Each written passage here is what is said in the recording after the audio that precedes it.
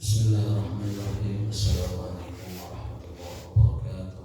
Waalaikumsalam warahmatullahi wabarakatuh. Innal hamdalillah nahmaduhu wa nasta'inuhu wa nastaghfiruh wa na'udzu billahi min shururi anfusina wa min sayyiati a'malina. May yahdihillahu fala mudilla lahu wa may yudlil fala hadiya lahu. Asyhadu an la ilaha illallah wahdahu la syarika lahu wa asyhadu anna sayyidina Muhammadan abduhu wa rasuluhu wa la nabiyya ba'dahu. Allahumma shalli wa sallim ala nabiyil karim al-mab'uts rahmatan lil alamin sayyidin nasi ajma'in sayyidi waladi adam kullihim sayyidil anbiya'i wal mursalin wa ala alihi wa azwajihi wa sahabatihi wa man sara ala nahjihi ila yaumiddin.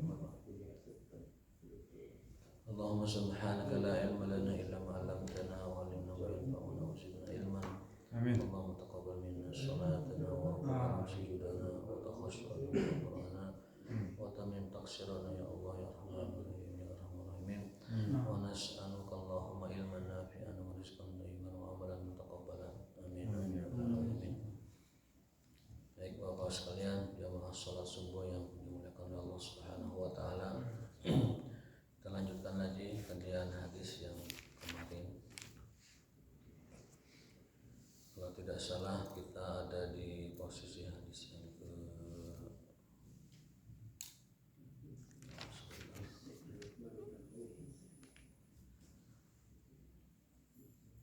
hadis yang ke-173 ya. Haddatsana Ishaq akhbarana Abdus Samad ahdatsana Abdul Rahman ibn Abdullah ibn Dinar sami'tu Abi an Abi Shalih an Abi Hurairah an Nabi sallallahu alaihi wasallam. Kita bacakan sanadnya biar dapat keberkahan ilmu ya. Anna rajulan ra'a kalban ya'kulu ath-thara min al-'atashi fa akhadha ar-rajulu khuffahu fa ja'ala yaqrifu lahu bihi hatta arwahu fa syakara Allah fa adkhalahu al-jannah. Dalam hadis ini disebutkan bahwa Rasulullah SAW menceritakan ada seorang laki-laki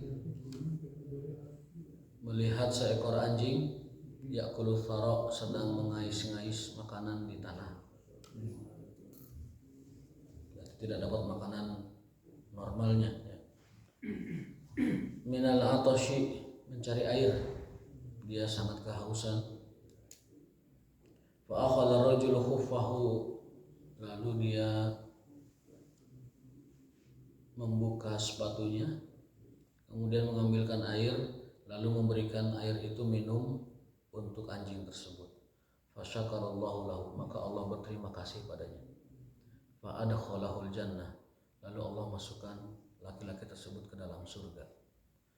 Artinya kalau orang berbuat baik kepada anjing saja Allah masukkan ke dalam surga, apalagi orang ngasih minum manusia, ngasih minum makhluk hidup. Itu pelajaran yang diambilnya, bahwa seorang laki-laki melihat anjing kehausan dikasih minum, itu Allah berterima kasih padanya, dan Allah adkhalahu al-jannah, masukkan dia ke dalam surga. Hadis sahih riwayat Bukhari dari Abu Hurairah. Artinya apa yang dilakukan oleh aktivis lingkungan hidup, oleh aktivis pegiat pecinta binatang, oleh organisasi-organisasi dunia terkait dengan penjagaan atau pemeliharaan hewan itu sudah Islam dahului 1444 tahun yang lalu, di mana hadis tersebut judulnya adalah Ar-Rifqu bil Hayawan. Hendaknya kita mengasihi, menyayangi hewan-hewan itu tersebut. Karena apa? Karena hewan adalah salah satu makhlukun min makhluqatillah, salah satu makhluk yang Allah ciptakan dari makhluk-makhluknya. Maka menyayangi, melindungi, kemudian menjaga mereka adalah bagian dari syariat Islam. Ar-Rifqu bil Hayawan. Dan hadisnya banyak terkait dengan kita menolong, membantu, kemudian menyayangi binatang-binatang tersebut. Mudah-mudahan Allah Ta'ala memberikan kita taufik untuk senantiasa menyayangi binatang ya. Dalam arti kata begini, kalaupun kita tidak bisa ar-rifqu atau ar-rahmatu bil hayawan, setidaknya kita tidak al-idraru atau ad-dararu bil hayawan. Dulu waktu kecil kan tidak tahu kalau ada semut itu dari ujung ke ujung di ini Pak, di gini. Begitu. Baik kabeh. Karena kita nggak tahu ya, karena kita nggak tahu. Padahal itu setiap semut itu ada nyawanya. Dan nyawa itu milik Allah Subhanahu wa taala.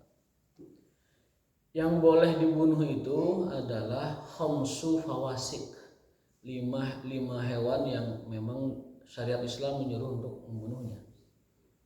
Ular, kalajengking, al-kalbun nakur, ya semacam anjing anjing gila lah, anjing liar yang suka menerkam orang gitu. Kemudian cak-cak, kemudian cucunguk ya. Lalu plus hewan yang akan membahayakan kita, boleh kita bunuh. Itu pun bisyart adamul idza'i wa ta'dzibiha, dengan syarat tidak menyiksanya. Jadi kalaupun itu diperintahkan dibunuh atau hewan buas ingin membahayakan kita, maka kita boleh membunuhnya asal tidak menyakitinya. Jadi kita lagi sholat misalkan tiba-tiba ada singa, mau menerkam gitu. Nah, kalaupun kita harus membunuh singa itu jangan sampai disiksa. Gitu. Ini makan nggak mungkin ya, di alam sekarang udah nggak ada singa. Di Afrika misalkan ini. Kalau kita mungkin bangsa ning lagi sholat diganggu oleh hewan apa gitu ya, maka ataupun lagi duduk dia membahayakan kita, mau digegel ataupun mau diterkam, maka kita boleh membunuh hewan itu pun dengan cara tidak menyiksanya. Kalau dia bersifat hama kan, hama pertanian, hama yang merusak ya, hama itu merusak ya. Kalau nggak dibasmi habis pertanian kita. Ya, hama itu sifatnya merusak sehingga boleh karena ada kebutuhan untuk membunuh hama tersebut, ada kebutuhan karena dia akan merusak pertanian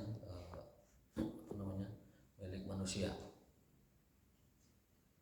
Kalau cak-cak ya, cak-cak juga sama. Barangkali jenisnya beda-beda sama waktu kalau Nabi Ibrahim.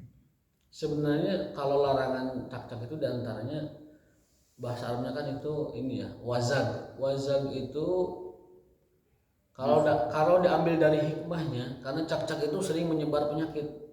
Jadi hembusan napas dia itu kena makanan, nah makanan itu bisa tercemar dan kita bisa keracunan, bisa kena penyakit. Tapi kalau iktibarnya landasannya karena cak-cak itu dulu adalah peniup api Ibrahim ya, termasuk sursur, kecoa juga sama. Itu berarti cak-caknya spesiesnya itu khusus. Cak-cak gurun. Cak-cak gurun. Ya, agak gede mana. Jadi cak-caknya itu seperti bayawak, tapi kecil. Jadi cak-cak itu cak-cak gurun ya. Dia biasa di pasir begitu. Saya pernah melihat fotonya di Google. Arti al-wazag. Ternyata al-wazag itu agak sedikit berbeda dengan cak-cak di kita. Iya gitu. Ya, wazag, al-wazag. Jadi cak-cak gurun ya. Akan tetapi para ulama termasuk ashabi juga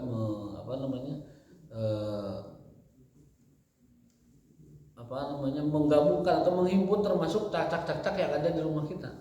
Karena kenapa cak-cak dulu itu disuruh dibunuh, karena dia sering menyebarkan penyakit. Dan ternyata cak-cak yang ada di kita itu juga sama, dia itu suka menyemburkan racun. Jadi kalau makanan kita tidak ditutup oleh cak-cak itu disembur, dimakan, datang dia masuk atau dimakan atau dia mungkin ngambil sedikit dan itu tercemar. Maka dari itu Rasulullah SAW bersabda, apabila kalian telah makan, tutup makan kalian. Selain itu akan dicemari oleh bangsa sesatuan, juga akan dicemari oleh jin. Maka kalau kita sudah makan, tutup, baik air minum ataupun makanan. Apalagi kalau malam, bahkan saking harusnya nutup itu, meskipun misalnya punya gelas, meskipun ditutup cuma satu pulpen atau kayu, yang penting ditutup supaya jin tidak masuk ke situ. Asal syarat ya, asal ada penutup di gelas itu, maka itu adalah bagian dari sunnah Rasulullah SAW. Sallallahu. Bagaimana Rasul menjaga umatnya sampai-sampai minuman makanan jangan sampai terbuka, jangan sampai dibuka begitu saja. Kemudian jin juga makan di situ, ngambil di situ, ya. Kemudian hewan-hewan tadi menyemburkan racun dan penyakitnya dan lain sebagainya. Ala kulli hal, kembali kita ke hadis ini bahwa seseorang laki-laki menolong seekor anjing, lalu dia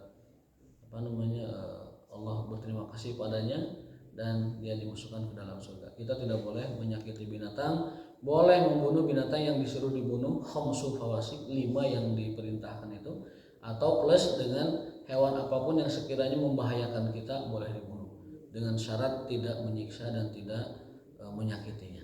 Jadi dibunuh saja. Nah, berikutnya hadis ke-173. Kanatil kilabu tabulu wa tuqbilu wa tudbiru fil masjid fi zamani Rasulillah falam yakunu yarushuna syai'an min dzalika. Ini hadis dari Ahmad bin Syabib, dari Yunus, dari Syihab, dari Hamzah, dari Abdullah, dari ayahnya Abdullah bin Umar berarti ya. Adalah Rasulullah SAW di masa beliau, kanatil kilabu, anjing-anjing itu tabulu wa tuqbil wa tudbir, itu sering keliaran di masjid. Anjing itu keluar masuk masjid, tabulu kadang kencing di situ, wa tuqbilu masuk sini, wa tudbiru keluar dari sana, hilir mudik. Karena belum ini ya, mungkin Ya. belum ada pintu dan lain. Karena masjid zaman dulu kan Terbuka. tidak berdinding seperti ini, juga atapnya itu kan hanya sebatas pelepah kurma yang disusun begitu. Apa tadi sampai di mana? Oh ya, falam yakunu yarushuna syai'an min dzalik, dan itu mereka tidak bersihkan. Matur nuwun Mas, harus dipanaskan ininya nih di tenggorokannya. Nuwun, jazakallahu khair. Falam yakunu yarushuna syai'an min dzalika. Tapi para sahabat dan Nabi SAW tidak membersihkan itu, dibiarkan saja. Karena memang lantainya lantai pasir, dindingnya juga dinding terbuka, atapnya juga atap pelepah kurban dan sebagainya. Sehingga yang masjid di kala itu seperti hanya tempat-tempat biasa gitu. Hanya saja dibedakan ini adalah masjid tempat untuk sholat. Sekarang sudah tidak ada lagi hal-hal semacam itu. Artinya kalaupun ada terpaksa hewan tersebut misalkan tanpa dikendalikan tiba-tiba main ke masjid begitu, ya tidak usah risau, tidak usah panik gitu ya. Sudah, kalau memang ada kotoran dibanjur saja, bersihkan gitu saja. Nah, berikutnya hadis ke-175, Sa'atun Nabi SAW, ini hadis dari Adi bin Hatim. Idza arsalta qalbakal mu'allam faqatala faqul fa idza akala fala taqul. Ini hadis yang kemarin kita bahas, di mana Rasul SAW bersabda, idza arsalta qalbaka, kalau kau berburu dengan anjingmu, al mu'allam, yang terlatih, anjing terlatih, faqatala faqul, kemudian dia membunuh anjing itu, kalaupun sampai membunuh korbannya, buruannya itu, fakul, maka makanlah hewan yang dibawanya itu. Wa idza akala, tapi kalau anjing itu sampai makan dari daging itu, dari buruannya, fala takul, maka jangan kamu makan. Fa inna ma amsakahu ala nafsi, karena dia ya seperti bukan anjing terlatih, tidak bisa membedakan mana buruan majikannya, mana buruan dirinya. Nah, kalau anjing berburu sampai dia ngambil dari hewan buruannya, maka jangan dimakan. Berarti itu anjing berarti tidak memenuhi syarat sebagai anjing buruan. Ya, berarti sisa anjing dong. Berarti sisa anjing ya. Tapi kalau orang tidak ngerti hukumnya, main sikat aja. Dia berburu dengan anjing dapat buruan, makan aja. Entah anjing itu makan dari situ enggak peduli mereka, kadang makan saja. Nah, kalaupun begitu, kita misalkan ada di kondisi seperti itu, maka kalau anjingnya tidak makan apapun dari buruannya, silahkan dimakan. Kalau tidak, maka tidak boleh dimakan.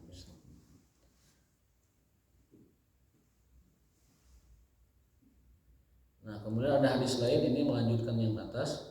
Nabi SAW ditanya kemudian menjawab, idza arsalta qalbaka al-mu'allam faqad tafakkur wa idza akala fala taqul fa inna ma amsakahu ala nafsihi qultu ursilu qalbi fa ajidu ma'hu qalban akhar. Ada seorang sahabat mengatakan, ya Rasulullah, aku punya anjing buruan. Kemudian setelah aku lepaskan dia datang dengan anjing lain. Jadi mungkin di tengah jalan teh anjing teh pendak sareng rencanganna gitu. Ayo walad, ayo namanya kamajikan orang bager majikan orang mah. Dunungan orang bager kan itu diajaknya. Dia datang dengan anjing lain. Faqala, maka Rasulullah sabda fala taqul fa inna masamaita ala qalbika wa lam tusami ala qalbi akhar. Maka kata Rasul SAW, jangan kamu makan karena yang kamu bismillah itu cuma anjingmu, tapi anjing yang temannya itu yang dia bawa itu dia tidak dibismillahi oleh kamu, maka tidak sah buruannya atau hewan buruannya. Intinya mah memang bismillahnya itu. Jadi anjing yang kita pakai untuk berburu bacakan bismillah. Bismillah. Anjing lari dapat buruan, dibawa buruannya, maka kita boleh memakan buruan tersebut. Tapi syaratnya anjingnya itu dalam Quran tu'allimunahunna, anjing yang mukallibina tu'allimunahunna, anjing yang terlatih, yang benar-benar terlatih. Dia anjing diniatkan untuk berburu, bukan anjing nemu di jalan kemudian disuruh ngambil buruan. Bukan anjing tersebut, tapi anjing yang terlatih dan khusus untuk berburu ya. Sudah mati atau belum mati? Apanya? Jika di Buruannya. Buruannya baik mati atau belum mati sama? Bisa. Sama. Kalau buruannya mati berarti dia seolah mati disembelih, pisaunya itu anjing yang sudah dibismillahi. Kalau belum mati berarti disembelih oleh dunungannya ketika ke anjing itu membawa buruan tersebut. Termasuk mau memanah bismillah dulu ya. Memanah bismillah dulu. Ya kalau mati halal. Halal. Jadi kalau ada misalkan di atas itu ada cangkurileung atau puyuh gitu. Bismillah. Puyuhnya dipanah bismillah atau di ditembak bedil angin. Itu bismillah maka halal buruannya. Kalau tidak bismillah bedil anginnya maka tidak halal untuk buruan. Berarti dia disembelih bukan dengan nama Allah Subhanahu wa ta'ala. Uhilla li ghairillah, disembelih bukan atas nama Allah Subhanahu wa ta'ala. Nah, itu sudah selesai bab anjing. Kita masuk ke pembahasan berikutnya. Alhamdulillah. Mohon maaf ini. Ustaz punten yang cerita mengasih minum anjing ini kejadiannya pada sahabat. Kan ada juga cerita yang pelacur, tapi mungkin itu jauh sebelum zaman Rasulullah ya. Iya. Diceritakan kembali oleh Rasulullah, lalu dia ngasih minum anjing dengan sepatunya. Jadi dua cerita yang berbeda atau sama ini? Kalau Yang ini di Bukhari itu laki-laki. laki-laki, kalau yang itu. Ya kalau yang perempuan Allah alam itu mungkin karena kisah yang sering Zaman beredar. dulu itu kan kejadian sebelum ini. Ya mungkin orang zaman dulu. Tapi yang di Bukhari itu adalah justru yang di Bukhari mah perempuan masuk neraka gara-gara kucing yang terlantar, mati terlantar. Kalau itu yang perempuan. Kalau yang laki-laki itu adalah yang ngambil sepatu, membuka sepatunya, ngambil air lalu meminumkan ke anjing tersebut. Itu yang ada dalam Bukhari. Kalau yang banyak beredar bahwa ada wanita yang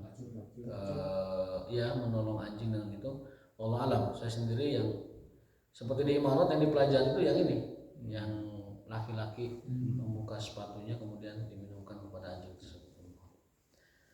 Nah, tadi malam kita sampaikan khutbah. Jadi ketika Rasul khutbah gerhana itu, beliau mundur sejenak lalu menatap ke depan. Karena di depannya itu Allah gambarkan fenomena akhirat dan surga, neraka dan surga, alam kubur, surga dan neraka. Itu Allah perlihatkan. Di antara yang diperlihatkan itu adalah sahibatul hirrah, wanita yang disiksa gara-gara menelantarkan kucingnya sampai mati.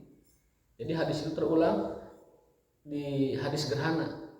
Satu di hadis Bukhari yang ini, yang kedua di hadis gerhana, menguatkan bahwa ada wanita benar-benar disiksa di neraka karena gara-gara menelantarkan hewan piaranya, tidak dikasih makan, dikasih minum, tidak juga dilepaskan. Kalau menemukan hadis semacam itu, sama sikap kita dengan hadis Bilal bin Rabah, bahwa Rasul, aku mendengar sendalnya Bilal sudah di surga. Itu artinya nanti akan terjadi seperti itu. Haqqan biwahyillah, benar hakikat dengan wahyu Allah Subhanahu wa ta'ala.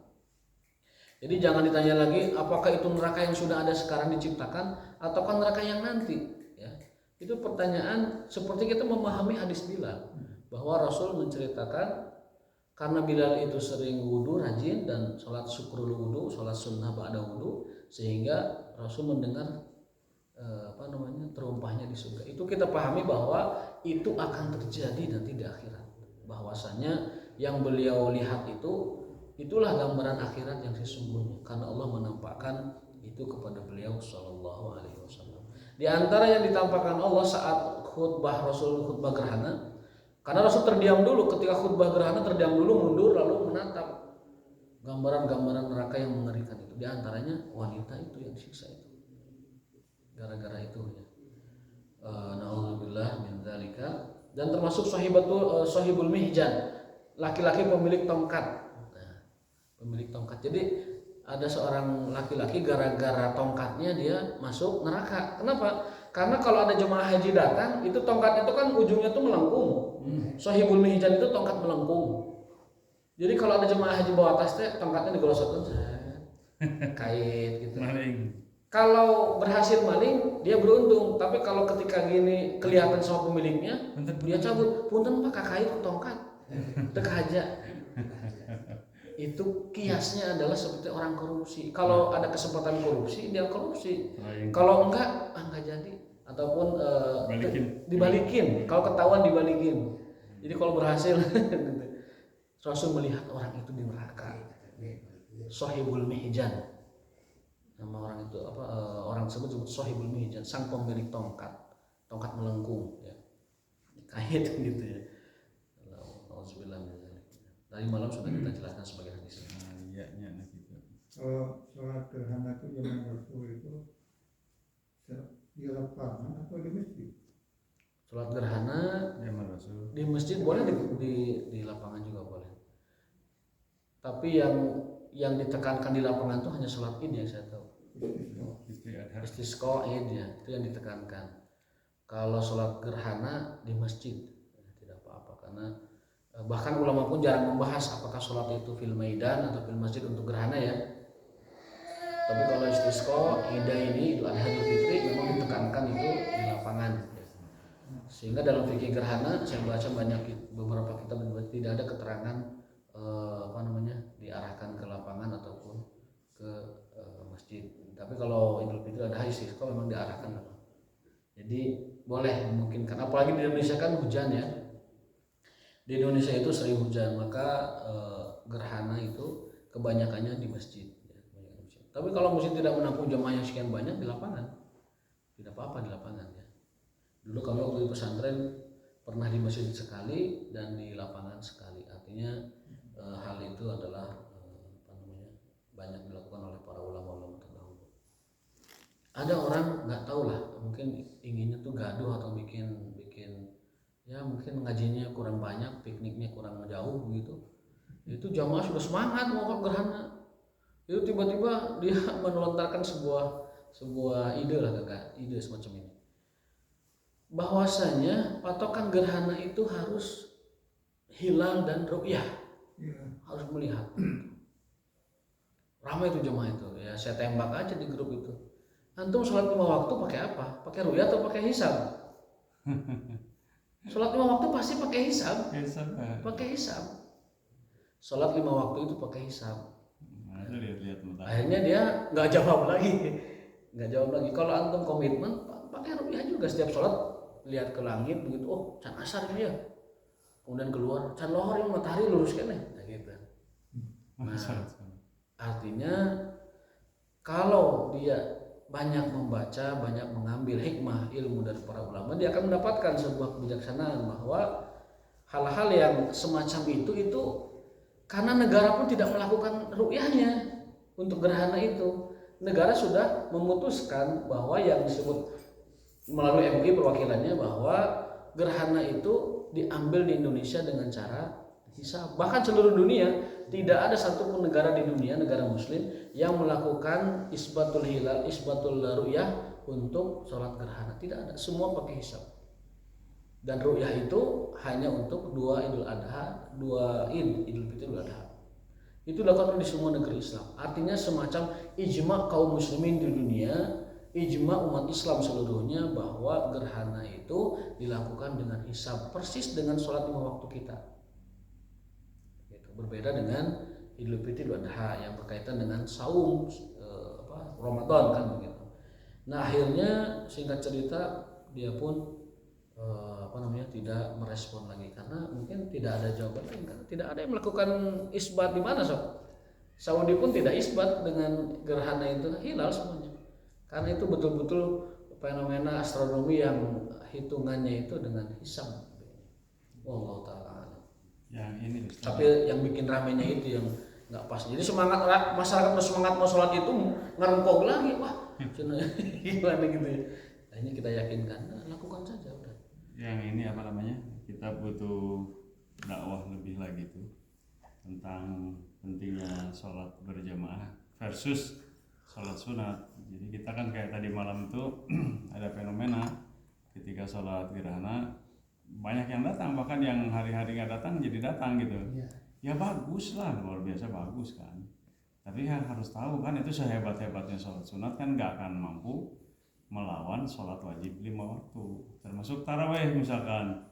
Taraweh itu banyak orang bahkan yang dari rumahnya dia mungkin maghribnya di rumah, isyanya di rumah, tapi dia bisa bergegas datang ke masjid mengikuti taraweh secara berjamaah. Ya bagus lah untuk siapa. Tapi kan mestinya jangan kalahkan sholat berjamaah oleh sholat sunat begitu loh. Mungkin tugas kita juga lah untuk menyampaikan kenapa kalau sholat gerhana baik bulan atau matahari dia bisa meluangkan waktu berduyun-duyun datang ke masjid, sementara yang luar biasa pahalanya sholat yang 5 waktu kok kagak ke masjid gitu loh. Kan ada aneh juga fenomena ini, walaupun patut disyukuri juga lah gitu, lumayan lah datang ke masjid. Ya setidaknya kita pastikan keluarga kita itu punya cowok, anak cowok ataupun abang adik, pastikan mereka sudah tersampaikan edukasi yang benar, yang tepat tentang karena kalau kita berharap nanti orang awam banyak begitu, itu ya begitulah, sudah habis-habisan memotivasi, tarhib sudah, apalagi sudah disampaikan ya. Seolah tidak mempan, karena itu membutuhkan taufik dari Allah SWT. Nah, yang kita bisa tarhib secara tanda kutip ya, secara otoritas paksa, yaitu keluarga kita. Kita bisa dengan otoritas sebagai orang tua bisa. Nah, kalau kamu tidak ke masjid, uang sekolah jajan tak potong. Tak kasih uang jajannya, nanti tahan dulu, baru kalau kamu jamaah bapak cairkan nanti di akhir bulan. Bisa aja begitu. Karena kullukum ra'in wa kullukum mas'ulun an ra'iyatihi. Setiap kalian itu pemimpin, dan pemimpin itu akan dipertanggungjawabkan atas kepemimpinannya. Ayah pemimpin di keluarganya, maka dia akan diminta pertanggungjawaban tentang istri dan anak-anaknya. Itu sangat jelas hadisnya. Jadi kalau sekarang kita mempertanyakan tanggung jawab ulil amri kepada rakyatnya, tanggung jawab kita kepada keluarga juga sama kan Allah hisab. Sama kan seperti pemimpin, cuma beda skalanya saja. Kalau pemimpin negara dihisabnya atas 270 juta, kalau kita dihisabnya atas 5 orang, 6 orang anggota keluarga yang ada dalam otoritas kita. Wallahu taala alam bissawab. Itu yang paling mungkin dilakukan dalam waktu dekat ya, seperti itu. Bab man lam yaral wudu'a illa minal makhrajaini minal qubuli wa dubur. Ini kembali berarti Imam Bukhari mengembalikan tema yang sudah agak melebar tadi ke bab wudu lagi. Tadi sempat membahas beberapa fikih najis, beliau kembalikan lagi ke wudu. Auja'a ahadun minkum minal ghaib. Wa qala ata fi man yakhruju min duburihi ad-dudu aw min zakarihi nahwal qamlah yu'idul wudu.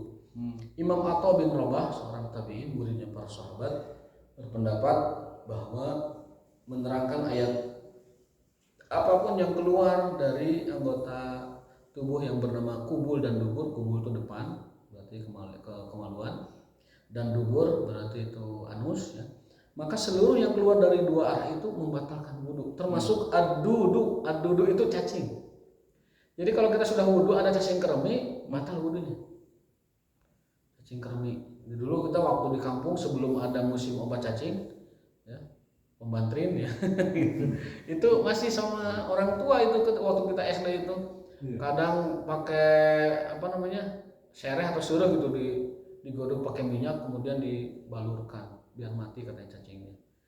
Zaman sekarang alhamdulillah kayaknya sudah tidak ada fenomena anak keremian cacingan itu. Ya di kampung. Oh masih ada ya mungkin di Pelemburan masih ada Kampung. yang kereminya masih keluar. Nah kalau ada orang yang sudah wudu lalu ada cacing kremi keluar maka dia mengulang wudunya. Ataupun mungkin ada sesuatu yang keluar dari kelaminnya, apapun itu, maka itu membatalkan. Jadi termasuk segala hal yang dirasa keluar dari depan dan belakang itu membatalkan wudu. Kata Imam Atha bin Rabah menafsirkan ayat auja ahadun minkum minal ghaib. Wa qala Jabir bin Abdullah idza dhahika fi sholati a'ada as-shalah wa lam yu'id al-wudu. Nah ini Jabir bin Abdullah sahabat mengatakan kalau orang itu tertawa ketika sholat maka ulang sholatnya. Anak-anak biasanya kalau orang ketawa sambil sholat itu mengulang sholatnya. Kalau cuma tersenyum tidak perlu mengulang. Kan kadang kita lagi sholat ingat kejadian lucu gitu. Kita lagi sholat itu hayang seri gitu. Nah sekedar senyum bibirnya itu melebar itu tidak membatalkan sholat. Yang sering kan imam Misalkan atau punten alaihissallahu bi ahkamil hakimin arek waladul amin gitu ya alaihissallahu bi ahkamil hakimin ada makmum amin disangkanya waladolin itu imam pun ingin ketawa itu berarti gitu. Jadi hakimin amin gitu. Wah, berarti anggapan atau bayangan makmum tersebut sedang waladolin gitu ya. Itu ingin ketawa imam tuh. Ngelamun ya. Itu pasti makmum juga pinggirnya tuh nggak yang seri gitu. Si bapak itu fokus ya Pak gitu. Batal kan? Hah? Batal? Enggak batal. Senyum lebar begitu tidak batal. Yang batal itu kalau sampai keluar ketawa. Keluar suara tertawa itu batal. Uidus shalah. Aidus shalah ulangi salatmu. Waktu saya masih muda kan sholat di Lembang, di pasar Lembang masuk ke dalam khotibah Jumat mampir kita khotibah panjang, ingat nyeritain teori Nur Muhammad itu kita membaca Fatihah walau golin saya sama si Eman lekoh ya itu pengen ketawa tuh kita membaca Fatihah gitu lekoh ya. Jadi kadang kalau di Imam tuh istilah sindiran itu anta afsah minal Arab, anda lebih fasih dari orang Arab. Dari awal tuh baca Fatihah tuh belum bisa pas fasih. waladolin Saking fasihnya lebih fasih dari orang Arab pun nggak ngerti bahasa kamu. Arab gitu tuh Afsah minal Arab hatta al-Arab la yafhamu sampai orang Arab tidak memahami. Ya paham. Ya itu istilah kami di kampus begitu. Saking pak kalau ada siswa kalau ada mahasiswa yang memfasih-fasihkan begitu itu di sini sama gurunya anta afsah minal Arab. Kamu lebih fasih dari orang Arab. Orang Arab pun mau paham nih gitu. Nah kembali ke sini bahwa kalau kita tertawa dalam sholat batal sholatnya. Batal ya. Batal. Namun kalau sekedar tersenyum aja ditahan gitu ya. Lebar ditahan itu tidak batal. Karena biasa ada aja terjadi itu ada aja gitu. Itu loh kemarin ngurus ucing didinya. Ada zaman Nabi itu sholat Muawiyah itu bersin di belakang tuh anjing bersin. Nu pinggir nanti ya rahmukallah gitu. Ya. Setelah sholat Nabi menoleh ke belakang. Tadi siapa yang bersin? Muawiyah. Yang tasmidnya ya rahmukallah siapa? Tidak sebutkan sama si Anu. Kata Nabi sholat itu khusus untuk zikir dan bacaan sholat. Yang di luar zikir bacaan sholat tidak boleh disebutkan. Tapi saat itu Nabi tidak menyuruh mengulang karena baru tahu hukumnya. Kalau seandainya itu sudah diketahui, sudah disampaikan sebelumnya, mungkin niscaya pasti akan disuruh ulang karena termasuk membatalkan sholat. Ya, saat itu baru disampaikan, baru diingatkan sahabat sehingga mereka mereka berdua itu tidak mengulang sholatnya. Jadi bersin, alhamdulillah, gigir nanti, ya rahmukallah. Itu kan membuat orang ingin ketawa di sekitarnya gitu kan. Itu hal-hal yang biasa terjadi di masyarakat kita. Ada yang malawung ya mendengar ayat disangkanya Fatihah kayaknya amin gitu kan, batur tidak amin kan begitu dan lain sebagainya. Kalau nangis gimana? Nangis memang diperintahkan, menghayati mah. dianjurkan. Fatabaka Umar bin Khattab, kalau kalian membaca Quran saat sholat ibki, nangislah. Wa illa fatabak fatabaka ibku wa illa fatabaku, menangislah kalian saat membaca Quran, kalau tidak berusahalah untuk dapat menangis. Supaya menangisnya jangan menangis seperti anak kecil minta permen atau anak kecil menangis gogoakan. Menangis menangis Menghayati. rindu dan harap, Menghayati terhadap ayat merenya. ya menghayati ayat, sehingga ketika ada ayat surga Rasul terdiam, itu berdoa menangis memohon kepada Allah agar diberikan surga. Ketika ada ayat neraka Rasul terdiam menangis memohon kepada Allah dijauhkan dari neraka. Jadi tangisannya itu tangisan penghayatan. Kadang mohon maaf ada jamaah itu mungkin karena nggak paham ayatnya tapi enak suaranya begitu. Ketika imam baca itu nangis terseduh-seduh, tengah itu paham kan?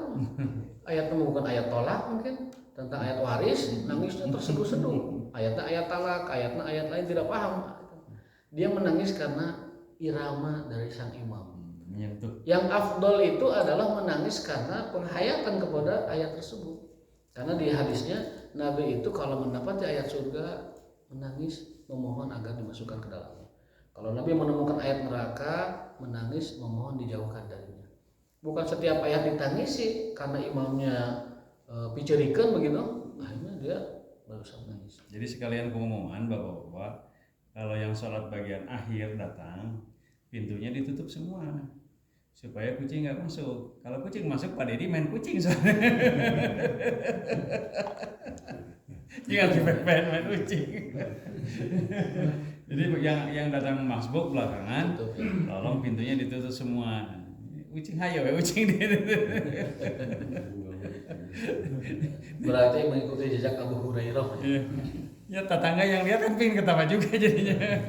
Abu Hurairah, bapaknya kucing. Abu Hurairah itu disebut Abu Hirrah. Bapaknya kucing. Abu Hurairah itu kucingnya banyak nggak ya? Ya kalau beliau menyukai kucing sebenarnya banyak karena nama aslinya itu Abdurrahman bin Sakhr. Siapa? Abdurrahman bin Sakhr. Bin Sakhr. Abdurrahman bin Sakhr Al-Quraisy. Nama aslinya. Dijuluki Abu Hurairah. Hurairah itu dari kata hirrah. Tasgir dari kata hirrah. Kucing kecil.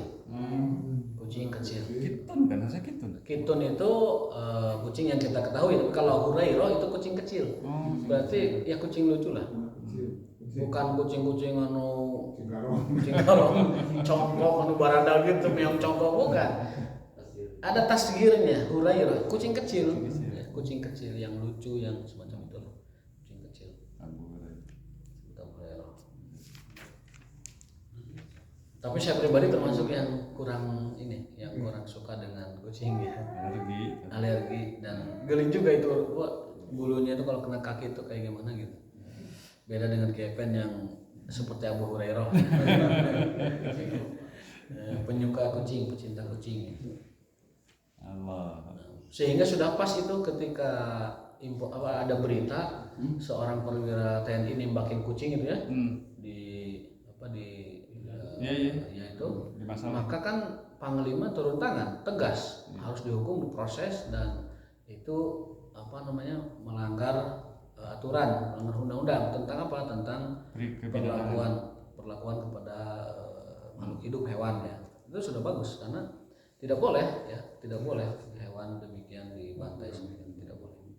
Bikin we tong tembak. Iya, karungan buang ke caringin, lalintuh caringin. Di caringin lalintuh kucing teh. Karena seueur nutrisina. Satu lagi ya Pak, ini terakhir.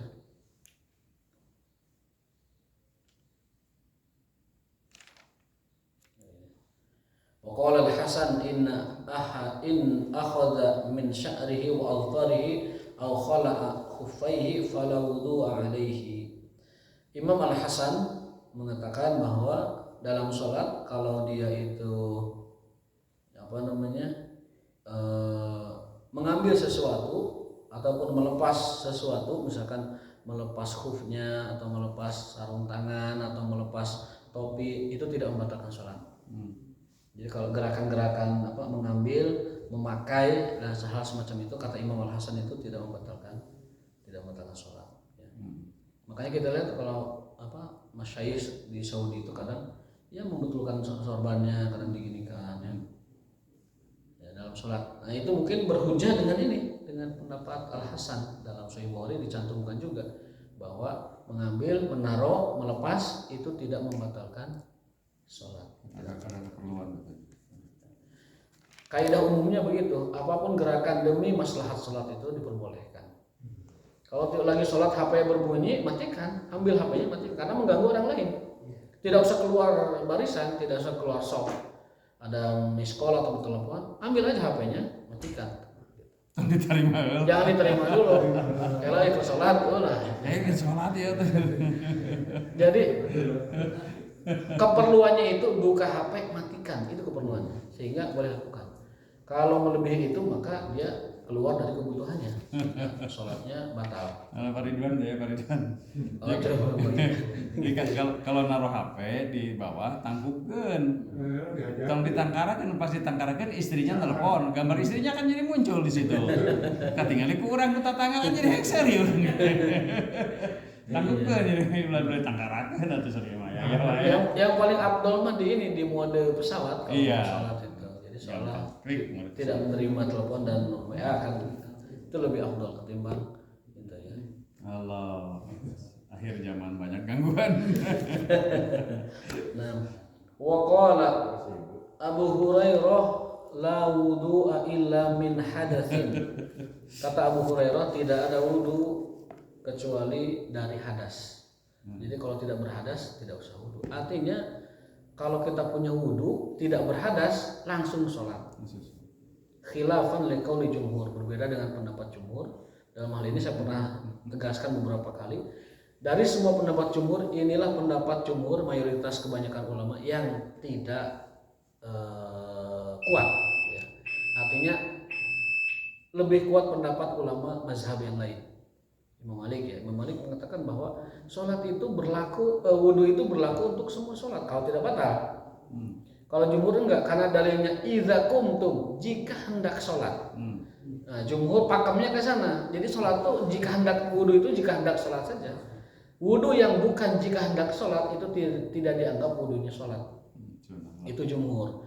Kalau Imam Malik, nah itu tidak begitu. Sholat berlaku selama tidak batal itu tidak perlu wudu lagi. Dikuatkan oleh Abu Hurairah di sini la wudu'a illa min hadas. Tidak ada wudu kecuali karena berhadas. Berarti wudunya masih sah dan berlaku. Wa yadhkur an Jabir an Nabi sallallahu alaihi wasallam kana fi ghazwati dzatir riqa farumiya rajulun bisahmin fa nazafahu dam faraka wa sajada wa madha fi sholatihi. Kemudian Abu Hurairah menceritakan dari Jabir bin Abdullah bahwa Nabi SAW pernah pulang dari peperangan Zatur Riqa. Ada seorang sahabat terkena panah, bisahmin, fanazafahu, air darahnya itu terus menetes karena panah itu. Faraka awasajada, dia ruku sujud dengan darah yang menetes itu. Wa madha fi sholatihi, dan melanjutkan sholatnya. Darurat masuk. Ya, subhanallah. Kekhusyuan para sahabat di panah gitu teu karasa. Panah nancleb gitu teu karasa. Urang mah kureungit geus riweuh. Kureungit riweuh. Sahabatnya ku panah. Bahkan Ali bin Abi Thalib mengatakan, nanti tolong waktu aku sholat cabut panahku. Ya, ada hadis dalam Sahih Fikih Sunnah itu keterangan bahwa Ali bin Abi Thalib meminta sahabatnya untuk mencabut anak panah. Anak panah kan begini ujungnya, segitiga kan nyangkut begitu. Kata Ali, cabut pas aku sholat. Air ruruhitan tadi. Panah dulu tuh ada ruruhitan tuh. Biasanya ada, pada umumnya anak panah itu seperti panci gitu ya. Bahkan jadi dicabut itu susah kan? Cabut susah. Nah itu Ali bin Abi Thalib meminta kepada sahabatnya untuk mencabut ketika sholat. Artinya saking khusyuknya beliau itu mencabut panah itu hal biasa gitu, tidak sampai terasa. Insya Allah ya kekhusyukan kita tidak ada. Hakiknya ban? Orang aku kurangin seribu kurangin gitu. Nah tidak apa-apa. Ali bin Abi Thalib ketika dicabut panah kan berdarah itu ketika sholat. Ini juga sahabatnya. dari Jabir bin Abdullah bahwa Nabi pulang perang dari Zatul Riqa, ada sahabat kena panah, dicabut panah apa? Dibiarkan panahnya ketika sholat, darahnya masih menetes dari apa? Batang panah itu, ya, batang itu apa? Panah itu madhu fi sholati, terus sampai sholat sampai akhir, tidak ada masalah. Wa qala Al-Hasan mazal al-muslimuna yusalluna fi jarhatihim, dan kata Hasan, Imam Al-Hasan, kaum muslimin terbiasa sholat dengan darah menetes. Fi jarhatihim, dengan luka-luka mereka. Wa qala Tawus wa Muhammad bin Ali wa Atha wa ahlul Hijaz laisa fi dami wudu, tidak ada wudu untuk darah. Artinya kena darah, luka itu tidak usah wudu. Wudu itu hanya khusus untuk hadas. Darah segala macam tidak wudu. Tidak membatalkan ya. Tidak membatalkan wudu. Wa asra Ibnu Umar basratan fa kharaja min hadam. Ibnu Umar pernah mencongkel jerawat. Jerawat dipocel ke salat itu Getihan. Getihan, dan itu tidak membatalkan wudu.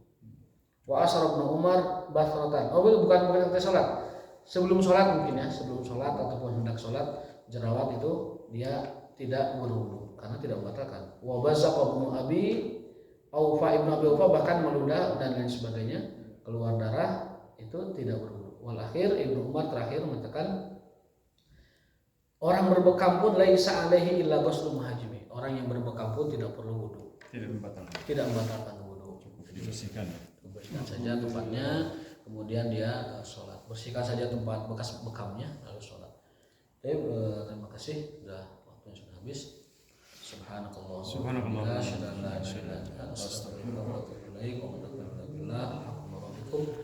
Assalamualaikum warahmatullahi wabarakatuh. Waalaikumsalam. Jazakallah khair Ustaz.